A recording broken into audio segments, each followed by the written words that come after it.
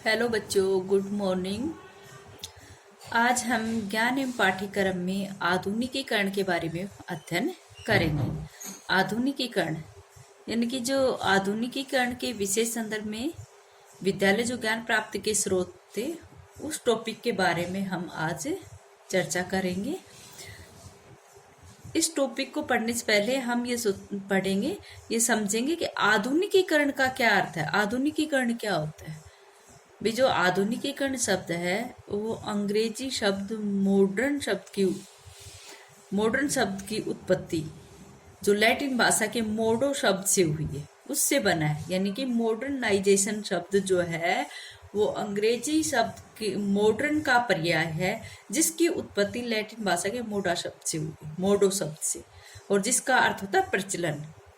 और प्रचलन का मतलब क्या होता है?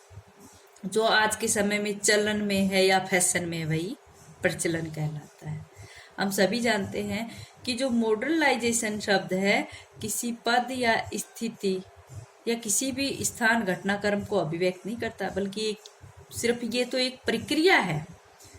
ये एक प्रक्रिया को ही अभिव्यक्त करती है, जिसमें आधुनिक बनने की संकल्पना रहती है। आप सभी जानते हो कि मनुष्य जो है एक बौद्धिक प्राणी है, और इसके अंदर बुद्धि होने के कारण वो बहुत से अनुभव प्राप्त करता रहता है, उन अनुभवों को संचित भी करता है, और उन अनुभवों से वो लाभ कमाने की सोचता रहता है, लाभ उठाने की कोशिश करता रहता है, कुछ ना कुछ सीखता रहता है अपनी क्षमता के अनुसार। और उसी सीखने के कारण क्या करता है, वो दिन रात सदैव प्रगति करता रहता है, उन्नति करता रहता है, नई नई कार्य करता है, नई नई उन्नति करने की कोशिश करता रहता है।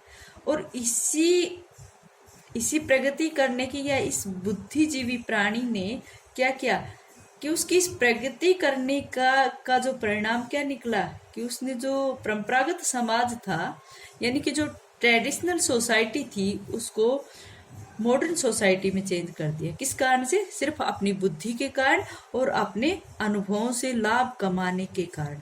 और वो जो ट्रेडिशनल सोसाइटी को उसने मॉडर्न सोसाइटी में परिवर्तन कर दिया, वही आधुनिकीकरण है। ठीक है, तो आधुनिकीकरण जो है, और ये जो आधुनिकीकरण शब्द था ये पश्चिमी यूरोपीय देशों की देन है। और जो अपनी वैज्ञानिक उन्नति थी या फिर औद्योगिक प्रगतियां जो होती थी, औद्योगिक उन्नतियां जो होती थी, उनकी वजह से, यानी कि वैज्ञानिक प्रगति और औद्योगिक क्रांति के कारण इसको विशेष योगदान मिला, इसको और अधिक बलिया और आधुनिकीकरण पूरे विश्व में इस तरह से फैल गया था। ठीक है, तो हम आज आधुनिकीकरण का अर्थ पढ़ेंगे। आधुनिकीकरण शब्द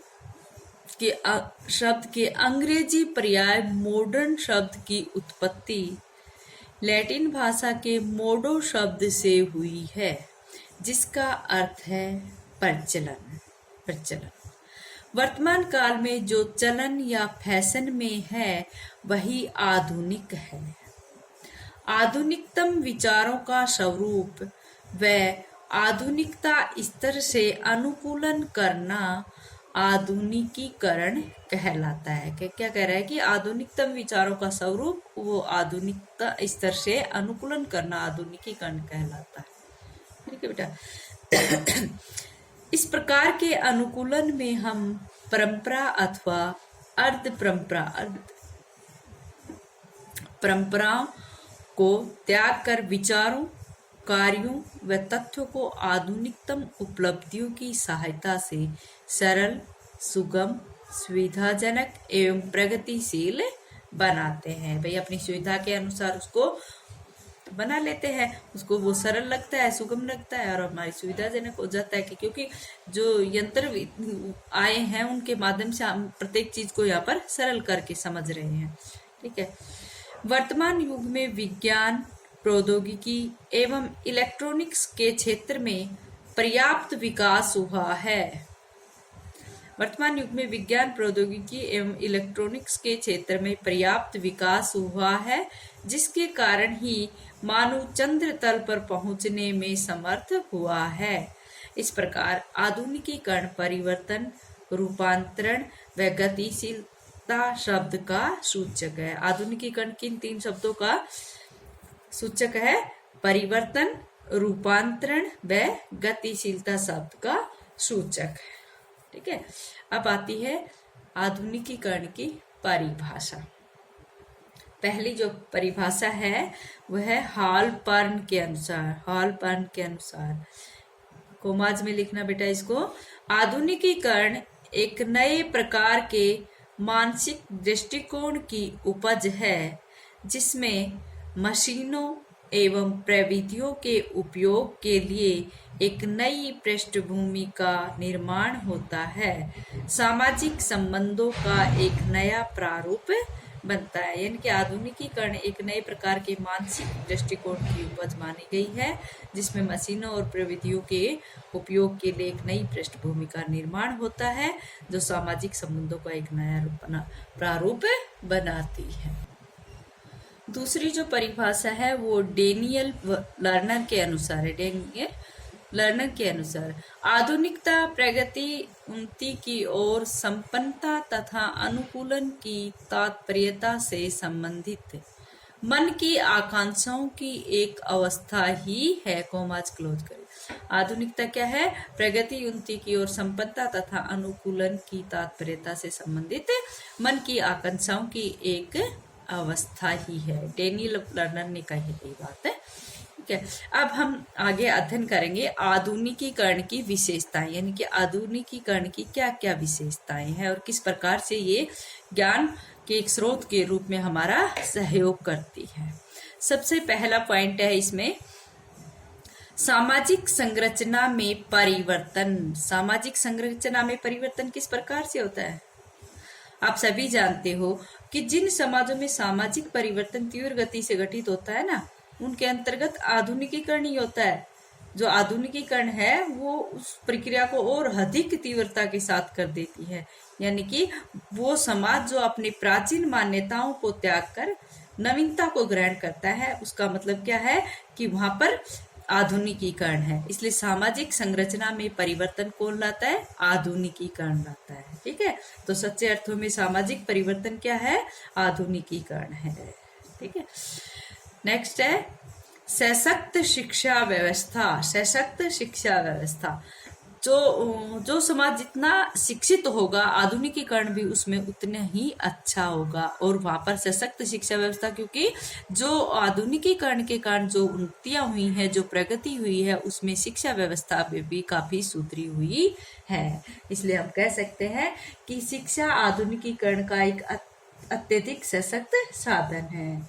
क्योंकि जिन समाजों में शैक्षिक वातावरण उच्च स्तर का है ना, वहां पर सामाजिक परिवर्तन भी अच्छे से होता है, वहाँ की आर्थिक स्थिति भी अच्छी होती है, उच्च सामाजिक आकांक्षाओं का निर्धारण भी वहाँ पर अच्छे से होता है और ज्ञान का भंडार भी बहुत अधिक होता है। ठीक है, नेक्स्ट है प्रेरणा एवं उच्च आकांक्षाएं। प्रेरणा एवं उच्च आकांक्षाएं, जिन जिन समाजों में जो समाज कुछ नया देखना चाहता है ना, उनका उच्च स्तर की उनके अंदर प्रेरणा पाई जाती है, उच्च स्तर की उसमें आकांक्षाएं पाई जाती हैं। ठीक है, उसके आधार पर वहां पर रचनात्मक या सृजनात्मक कार्य करने की प्रेरणा तथा आकांक्षाओं का प्रादुर्भाव होता है।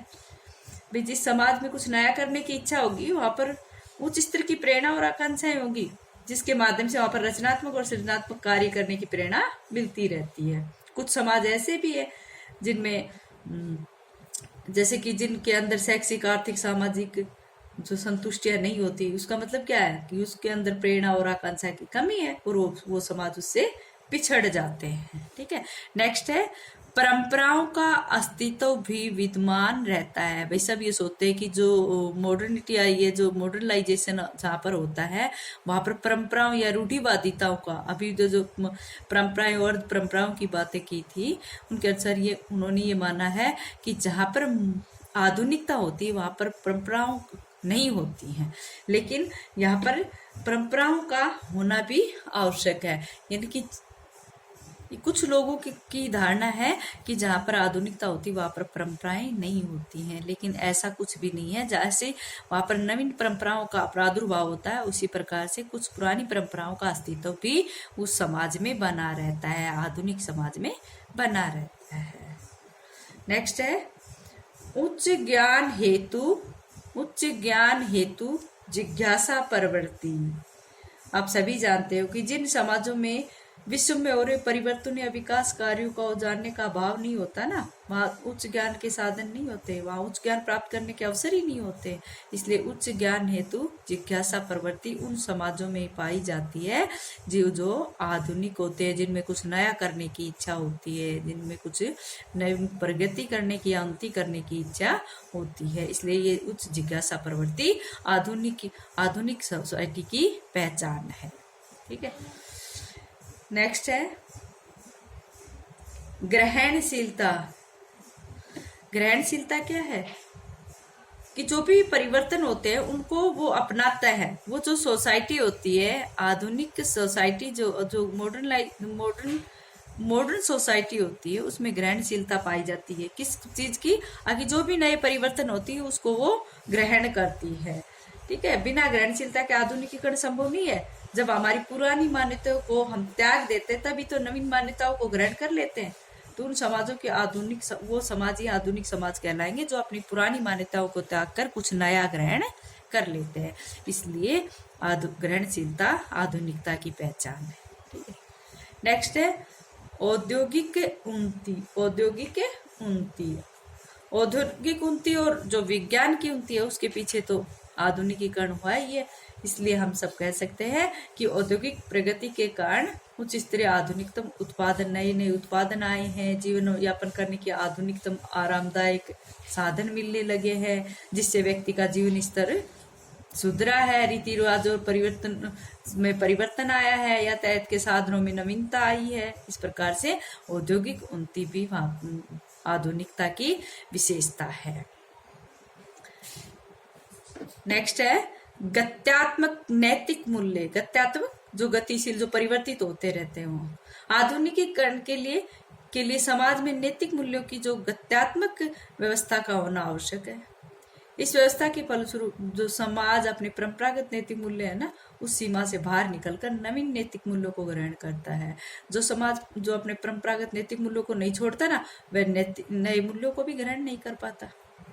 उन समाजों में आधुनिकीकरण की प्रक्रिया नहीं चल पाती है क्योंकि वो नए मूल्यों को नहीं ग्रहण कर पाते हैं।